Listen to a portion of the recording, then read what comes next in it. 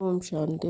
प्रातः मुरली। ओम शांति। बाप दादा 2/7/2024।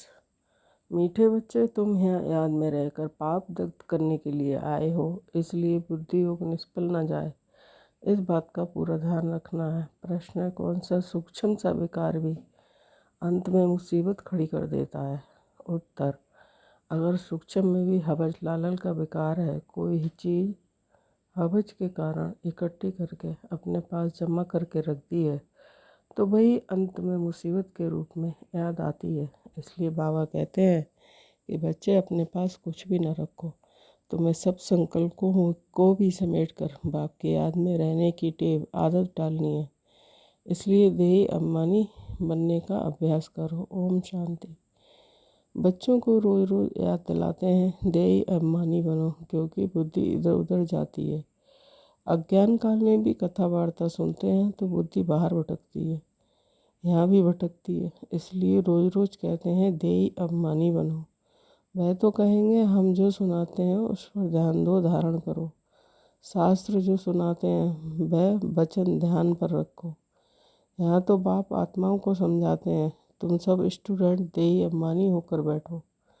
शिव बाबा आते हैं पढ़ाने के लिए। ऐसा कोई कॉलेज नहीं होगा जहाँ समझेंगे शिव बाबा पढ़ाने आते हैं। ऐसा स्कूल होना ही चाहिए। पुरुषोत्तम संगम पर स्टूडेंट बैठे हैं और ये भी समझते हैं कि परमपिता परमात्मा आते हैं हमको पढ़ाने, शिव बाबा आते हैं हमको पढ़ाने। पहली पहली बात समझाते हैं कि तुमको पावन बनना है तो माँ में कम याद करो, परंतु माया घड़ी घड़ी बुला देती है। इसलिए बाप खबरदार करते हैं, कोई को समझाना है तो भी पहली पहली बात समझाओ कि भगवान कौन है। भगवान जो पतित पावन दुख हरता सुख करता है, वह कहाँ है? उनको याद तो सब करते हैं। जब कोई आपते आती है, कहते हैं, हे भगवान रहम करो, किसको बचाना है? होता है तो भी कहते हैं, हे भगवान, ओ गॉड, हमको दुख से लिबरेट करो, दुख तो सबको है। ये तो पक्का मालूम है, सतयुग को सुखधाम कहा जाता है, कलयुग को दुखधाम कहा जाता है। ये बच्चे जानते हैं, फिर भी माया भुला देती है। ये याद में बिठाने की रस्म भी ड्रामा में है, क्योंकि बहुत है जो सारा दिन याद नहीं करते, 1 मिनट भी याद नहीं करते हैं। फिर याद दिलाने के लिए यहाँ बिठाते हैं, याद करने की युक्ति बतलाते हैं तो पक्का हो जाए। बाप की याद से ही हमको सतो प्रधान बनना है। सतो प्रधान बनने की बाप ने फर्स्ट क्लास रियल युक्ति बताई है। पतित पावन तो एक ही है। बाप आकर युक्ति बताते हैं कि यहाँ तुम बच्चे शांति में तब बैठते हो जबकि बाप के साथ योग है। अगर बुद्धि का योग यहाँ वहाँ गया तो शांत में नहीं है, गोवा अशांत है। कितना समय यहाँ वहाँ बुद्धि योग गया, वह निष्फल हुआ, क्योंकि पाप तो कटते नहीं। दुनिया ये नहीं जानती कि पाप कैसे कटते हैं। ये बड़ी महीन बातें हैं।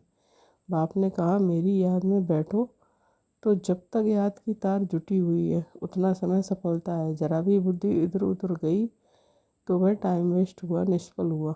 बाप का डायरेक्शन है ना कि बच्चे मुझे याद करो। अगर याद नहीं किया तो निष्फल हुआ। इससे क्या होगा? तुम जल्दी सतो प्रधान नहीं बनेंगे, फिर तो आदत पड़ जाएगी। ये होता रहेगा। आत्मा इस जन्म के पाप तो जानती है। भल कोई कहते हैं कि हमको याद नहीं है, परंतु बाबा कहते हैं कि 3-4 वर्ष से पहले सब बातें याद रहती हैं। शुरू में इतने पाप नहीं होते हैं जितने बाद में होते हैं। दिन प्रतिदिन क्रिमिनल आई होती है। त्रेता में 2 कला कम होती है। चंद्रमा की 2 कला कितने में कम होती है? धीरे धीरे कम होती जाती है। फिर 16 कला संपूर्ण भी चंद्रमा को कहा जाता है, सूर्य को नहीं कहते हैं। चंद्रमा की है 1 मास की बात, ये फिर है कल्प की बात। दिन प्रतिदिन नीचे उतरते जाते हैं, फिर याद की यात्रा से ऊपर चढ़ते हैं। फिर तो दरकार नहीं जो हम याद करें और ऊपर चढ़ें। सतयुग के बाद फिर उतरना है। सतयुग में भी याद करें तो नीचे उतरे ही नहीं। ड्रामा के अनुसार उतरना ही है तो याद ही नहीं करते हैं। उतरना भी ज़रूर है। फिर याद करने का उपाय बाप ही बतलाते हैं, क्योंकि ऊपर जाना है। संगम पर आकर ही बाप सिखलाते हैं कि अब चढ़ती कला शुरू होती है, हमको फिर अपने सुखधाम में जाना है। बाप कहते हैं कि अब सुखधाम में जाना है तो मुझे याद करो। याद से तुम्हारी आत्मा सतो प्रधान बन जाएगी। तुम दुनिया से निराले हो। वैकुंठ दुनिया से बिल्कुल न्यारा है। वैकुंठ था, अब नहीं है। कल्प की आयु लंबी कर देने के कारण भूल गए हैं। अभी तुम बच्चों को तो वैकुंठ में बहुत नज़दीक दिखाई देता है, बाकी थोड़ा टाइम है। याद की यात्रा में ही कमी है, इसलिए समझते हैं कि अभी टाइम है। याद की यात्रा जितनी होनी चाहिए उतनी नहीं है। तुम पैगाम पहुंचाते हो, ड्रामा के प्लान के अनुसार कोई को पैगाम नहीं देते हो तो गोवा सर्विस नहीं करते। सारी दुनिया में पैगाम तो पहुंचाना है कि बाप कहते हैं मामी कम याद करो। गीता पढ़ने वाले जानते हैं कि गीता एक ही गीता शास्त्र है जिसमें ये महावाक्य है, परंतु उसे श्री कृष्ण भगवानुवाच लिख दिया है, तो याद किसको करें। भल शिव की भक्ति करते हैं परंतु यथार्थ ज्ञान नहीं जो श्रीमत पर चले। इस समय तुमको मिलती है ईश्वरीय मत, इनके पहले थी मानव मत। दोनों में रात दिन का फर्क है। मानव मत कहती है कि ईश्वर सर्वव्यापी है, ईश्वर की मत कहती है नहीं। बाप कहते हैं मैं आया हूँ स्वर्ग की स्थापना करने, तो जरूर ये नरक है। यहाँ 5 विकार सब में प्रवेश हैं। विकारी दुनिया है, तब तो मैं आता हूँ निर्विकारी बनाने के लिए। जो ईश्वर के बच्चे बने हैं उनके पास विकार तो हो नहीं सकते। रावण का चित्र 10 शीश वाला दिखाते हैं, कभी कोई रह ना सके कि रावण की सृष्टि निर्विकारी है। तुम जानते हो अभी रावण राज है, सभी में 5 विकार हैं। सतयुग में है रामराज, कोई भी विकार नहीं। इस समय मनुष्य कितने दुखी हैं, शरीर को कितने दुख लगते हैं। ये है दुखधाम। सुखधाम में तो शारीरिक दुख भी नहीं होते। यहाँ तो अपनी हॉस्पिटल्स भरी हुई हैं। इनको स्वर्ग कहना भी बड़ी भूल है, तो समझकर औरों को समझाना है। ये पढ़ाई कोई को समझाने के लिए नहीं है। इम्तहान पास किया और नौकरी पर चढ़ा। यहाँ तो तुमको सबको पैगाम देना है, सिर्फ एक बाप थोड़ी ही देंगे। जो बहुत होशियार है उनको टीचर कहा जाता है, कम होशियार हैं तो उनको स्टूडेंट कहा जाता है। सबको पैगाम देना है, पूछना है भगवान को जानते हो। वह तो बाप है सबका, तो मूल बात है बाप का परिचय देना, क्योंकि कोई जानते नहीं है। ऊंच से ऊंच बाप है, सारे विश्व को पावन बनाने वाला है। सारा विश्व पावन था जिसमें भारत ही था, और कोई धर्म वाला कह ना सके कि हम नई दुनिया में आए हैं। वह तो समझते हैं कि हमारे से आगे कोई होकर गए हैं। क्राइस्ट भी ज़रूर कोई में आएगा, उनके आगे ज़रूर कोई थे। बाप बैठ समझाते हैं कि मैं इस ब्रह्मा तन में प्रवेश करता हूँ। ये भी कोई मानते नहीं है कि ब्रह्मा के तन में आते हैं। अरे ब्राह्मण तो चाहिए ज़रूर, ब्राह्मण कहाँ से आएंगे, ज़रूर ब्रह्मा से ही तो आएंगे ना। अच्छा, ब्रह्मा का बाप कभी सुना? वह है ग्रेट ग्रेट ग्रेट ग्रैंडफादर। उनका साकार फादर कोई नहीं है। ब्रह्मा का साकार बाप कौन, कोई बतला ना सके। ब्रह्मा तो गाया हुआ है, प्रजापिता भी है। जैसे निराकार से बाबा कहते हैं उनका बाप बताओ, फिर साकार प्रजापिता ब्रह्मा का बाप बताओ। शिव बाबा तो अडॉप्ट किया हुआ नहीं है, ये अडॉप्ट किया हुआ है। कहेंगे इनको शिव बाबा ने अडॉप्ट किया, विष्णु को शिव बाबा ने अडॉप्ट किया है, ऐसा नहीं कहेंगे। ये तो तुम जानते हो, ब्रह्मा से विष्णु बनते हैं, अडॉप्ट तो हुआ नहीं। शंकर के लिए भी बताया, उनका कोई पार्ट है नहीं। ब्रह्मा से विष्णु, विष्णु से ब्रह्मा, ये 84 का चक्र है। शंकर फिर कहाँ से आया, उनकी रचना कहाँ है? बाप की तो रचना है, वह सब आत्माओं का बाप है, और ब्रह्मा की रचना है सब मनुष्य। शंकर की रचना कहाँ है? शंकर से कोई मनुष्य दुनिया नहीं रची जाती है। बाप आकर ये सब बातें समझाते हैं, फिर भी बच्चे घड़ी घड़ी भूल जाते हैं। हर एक की बुद्धि में नंबर बार है ना, जितनी बुद्धि उतनी टीचर की पढ़ाई धारण कर सकते हैं। यह है भेद की पढ़ाई, पढ़ाई के अनुसार ही नंबरवार पद पाते हैं। भल पढ़ाई एक ही है, मनुष्य से देवता बनने की, परंतु डायनेस्टी बनती है ना। ये भी बुद्धि में आना चाहिए कि हम कौन सा पद पाएंगे। राजा बनना तो मेहनत का काम है, राजाओं के पास दास दासियाँ भी चाहिए। दास दासियाँ कौन बनते हैं ये भी तुम समझ सकते हो, नंबरवार पुरुषार्थ अनुसार हर एक को दासियाँ मिलती होंगी। तो ऐसा नहीं पढ़ना चाहिए जो जन्म जन्मांतर दास दासी बने। पुरुषार्थ करना है ऊंच बनने का, तो सच्ची शांति बाप की याद में है। जरा भी बुद्धि इधर उधर गई तो टाइम वेस्ट होगा, कमाई कम होगी, सत्व प्रधान बन नहीं सकेंगे। ये भी समझाया है कि हाथों से काम करते रहो, दिल से बाप को याद करो। शरीर को तंदुरुस्त रखने के लिए घूमना फिरना है, ये भी भल करो, परंतु बुद्धि में बाप की याद करो। अगर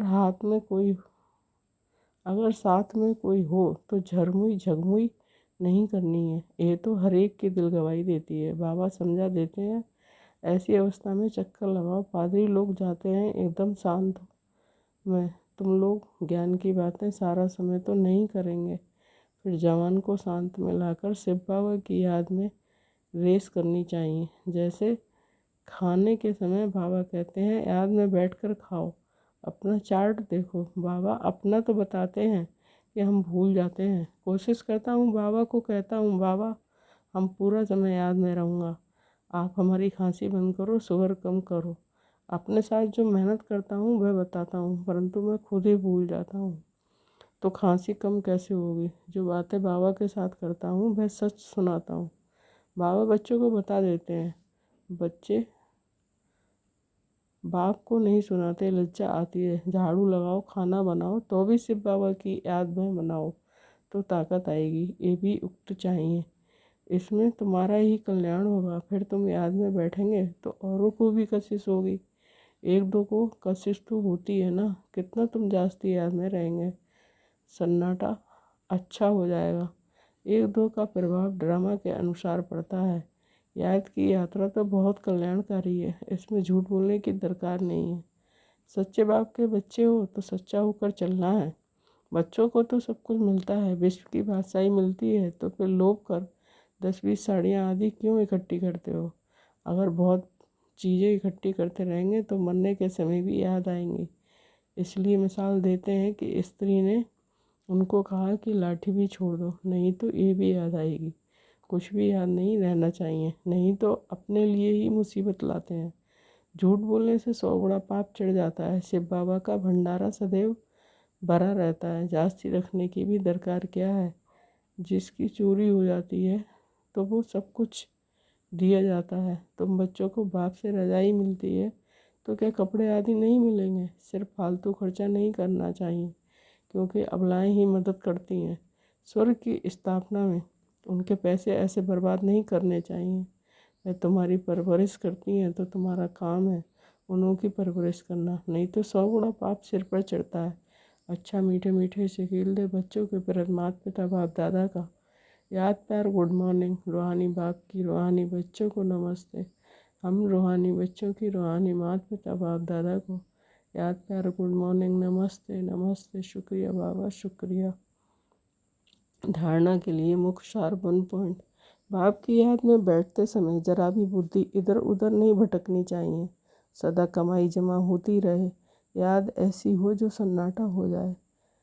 सेकंड, शरीर को तंदुरुस्त रखने के लिए घूमने फिरने जाते हो तो आपस में झरमुई झगमुई पर चिंतन नहीं करना है। जवान को शांत में रख बाप को याद करने की रेस करनी है। भोजन भी बाप की याद में खाना है। वरदान, निश्चय बुद्धि बन कमजोर संकल्पों का जाल को समाप्त करने वाले सफलता संपन्न भव।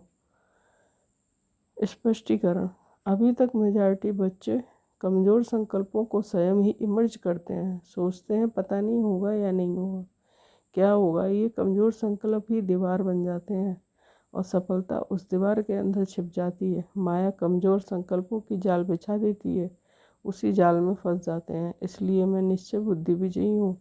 सफलता मेरा जन्मसिद्ध अधिकार है। इस स्मृति से कमज़ोर संकल्पों को समाप्त करो। स्लोगन, तीसरा, ज्वालामुखी नेत्र खुला रहे तो माया शक्तिहीन बन जाएगी। ओम शांति।